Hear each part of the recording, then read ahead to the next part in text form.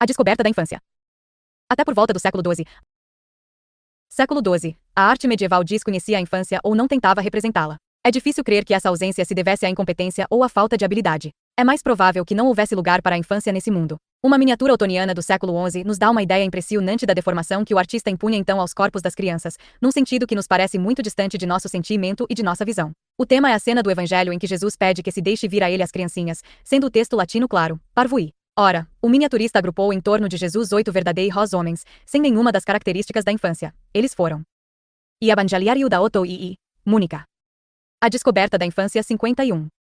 Simplesmente reproduzidos numa escala menor. Apenas seu tamanho os distingue dos adultos. Numa miniatura francesa do fim do século X contrabarra as 3 crianças que São Nicolau ressuscita estão representadas numa escala mais reduzida que os adultos, sem nenhuma diferença de expressão ou de traços. O pintor não hesitava em dar a nudez das crianças, nos raríssimos casos em que era exposta a musculatura do adulto. Assim, no livro de Salmos de São Luís de Lade contrabarra datado do fim do século XII ou do início do XIII, Ismael, pouco depois de seu nascimento, tem os músculos abdominais e peitorais de um homem. Embora exibisse mais sentimento ao retratar a infância 4, o século XIII continuou fiel a esse procedimento. Na Bíblia Moralizada de São Luís, as crianças são representadas com maior frequência, mas nem sempre são caracterizadas por algo além de seu tamanho. Num episódio da vida de Jacó, Isaac está sentado entre suas duas mulheres, cercado por uns 15 homenzinhos que batem na cintura dos adultos. São seus filhos 5. Quando Jó é recompensado por sua fé e fica novamente rico, o iluminista evoca sua fortuna colocando Jó em TRE um rebanho, à esquerda, e um grupo de crianças, à direita, igualmente numerosas, imagem tradicional da fecundidade inseparável da riqueza.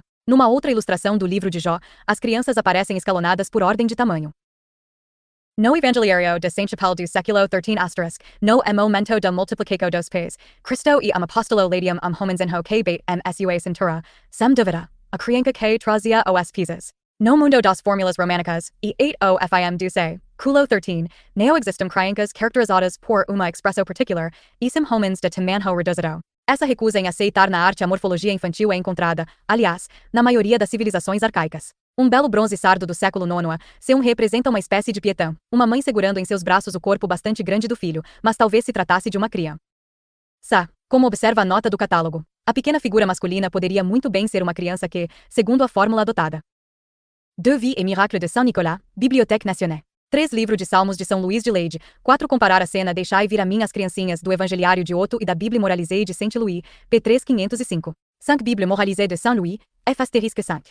A. de Laborde, Bibles Moralische Illustraties, 1912 is, de Pronchas. 6 Evangeliario da Sainte-Chapelle, Sénat reproduzida EMH, Martin, La miniature française, pr 7, cette exposição de bronze sardo, Bibliothèque Nationale, 1954, N925, pr 11.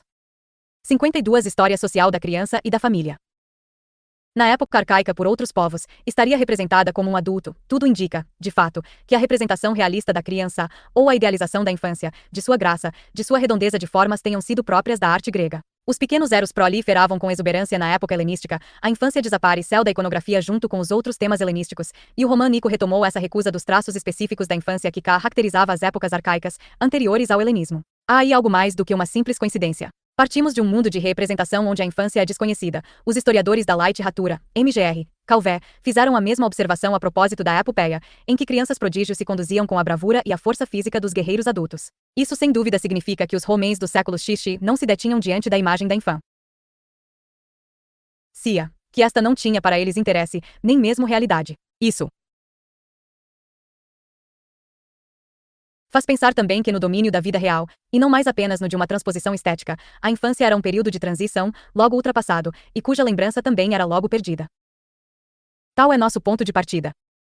Como daí chegamos às criancinhas de Versalhes, as fotos de crianças de todas as idades de nossos álbuns de família. Por volta do século XIII, surgiram alguns tipos de crianças um pouco mais próximos do sentimento moderno. Surgiu o anjo, representado sob a aparência de um rapaz muito jovem, de jovem adolescente, um clergion, como diz Pedro Colombier contrabarra, mas qual era a idade do pequeno clérigo? Era a idade de crianças mais ou menos grandes, que eram educadas para ajudar a missa, e que eram destinadas às ordens, espécies de seminaristas, numa época em que não havia seminários, e em que apenas a escola latina se destinava à formação dos clérigos. 14 Aqui, diz um miracle de Notre Dame, havia crianças de pouca idade que sabiam um pouco as letras e que prefeririam mamar no seio de sua mãe, mas as crianças desmamavam muito tarde nessa época. A Julieta de Shakespeare ainda era alimentada ao seio aos 3 anos de idade, a ter de ajudar a missa. O anjo de rei MS, por exemplo, seria um menino já. Grande, mais do que uma criança, mas os artistas sublinhariam com afetação os traços redondos e graciosos, e um tanto efeminados, dos meninos mal saídos da infância. Já estamos longe dos adultos em escala reduzida da miniatura otoniana. Esse tipo de anjos adolescem. Vipé du Colombier, enfant au Moyen Âge, 1951. 9 Mirade Notre-Dame, Westminster, ed. A. F. Warner, 1885. A Desk 08 HRTA da Infância 53. T se tornaria muito frequente no século XI e persistiria ainda até o fim do Quatrocento italiano. São exemplos os anjos de Franz Angélico, de Botticelli e de Ghirlandaio. O segundo tipo de criança seria o modelo e o ancestral de todas as crianças pequenas da história da arte, o menino Jesus, ou Nossa Senhora Menina, pois a infância aqui se ligava ao mistério da maternidade da Virgem e ao culto de Maria. No início, Jesus era, como as outras crianças, uma redução do adulto, um pequeno Deus Padre majestoso, apresentado pela Theotokos. A evolução em direção a uma representação mais realista e mais sentimental da criança começaria muito cedo na pintura. Numa miniatura da segunda metade do século XII, Jesus em pé veste uma camisa leve, quase transparente, tem os dois braços em torno do pescoço de sua mãe e se aninha em seu colo, com o rosto colado ao dela. Com a maternidade da Virgem, a tenra infância ingressou no mundo das representações. No século XI, ela inspirou outras cenas familiares. Na Bíblia moralizada de São Luís, encontramos cenas de família em que os pais estão cerca dos por seus filhos, com o mesmo acento de ternura do Jobé de Chartres. Por exemplo, num retrato da família de Moisés, o marido e a mulher dão as mãos, enquanto as crianças, homenzinhos, que o cercam estendem a mão para a mãe. Esses casos, porém, eram raros. O sentimento encantador da tenra infância permaneceu limitado ao menino Jesus até o século XIV, quando, como sabemos, a arte italiana contribuiu para desenvolvê-lo e expandi-lo. Um terceiro tipo de criança apareceu na fase gótica, a criança nua. O menino Jesus quase nunca era representado despido. Na maioria dos casos, aparecia, como as outras crianças de sua idade, castamente enrolado em coeiros ou vestido com uma camisa ou uma camisola. Ele só se desnudaria no final da Idade Média. As poucas miniaturas das Bíblias moralizadas que representavam crianças vestiam-nas, exceto quando se tratava dos inocentes ou das crianças mortas cujas mães seriam julgadas por Salomão. Seria a alegoria da morte e da alma que introduziria no mundo das formas a imagem da nudez infantil. Já na iconografia pré-bizantina do século V, em que aparecem traços da futura arte românica, reduziam-se as dimensões dos corpos dos mortos. Os cadáveres eram menores que os corpos dos vivos. Na Ilíada da Biblioteca Ambrosiana, 2t os mortos das cenas de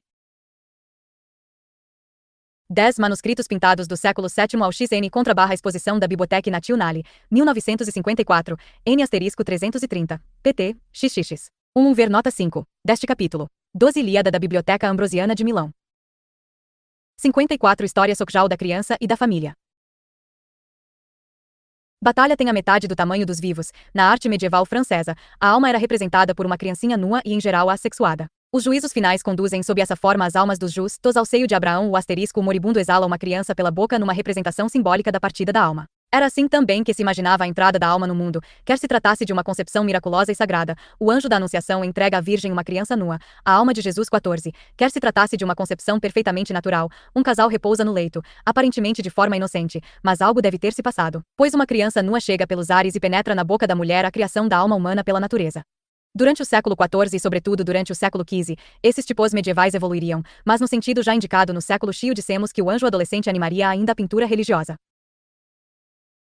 Do século XV, sem grande alteração asterisco por outro lado, o tema da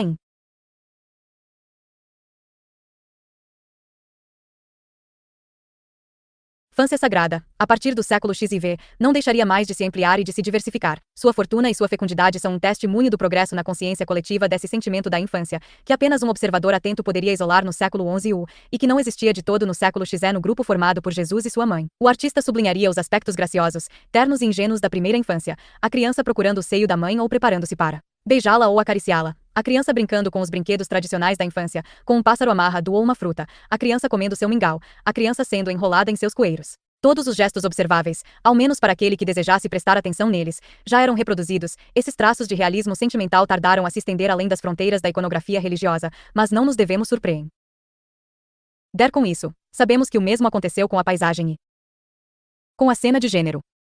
A verdade é que o grupo da Virgem com o menino se transformou e se tornou cada vez mais profano, a imagem de uma knacna da vida cotidiana. Timidamente no início, e a seguir com maior frequência, a infância religiosa deixou de se limitar à infância de Jesus. Surgiu em primeiro lugar a infância da Virgem, que inspirou ao menos dois temas novos e frequentes, o tema do nascimento da Virgem, pessoas no quarto de Sainte-Ana atarefadas em torno da recém-nascida, que é 13 Rampelay. 34 VC cedilha R nota 5 asterisco deste capítulo. 15 Miroir de 1000 T. Valendenes, 18. Início do século XV. A descoberta da infância 55.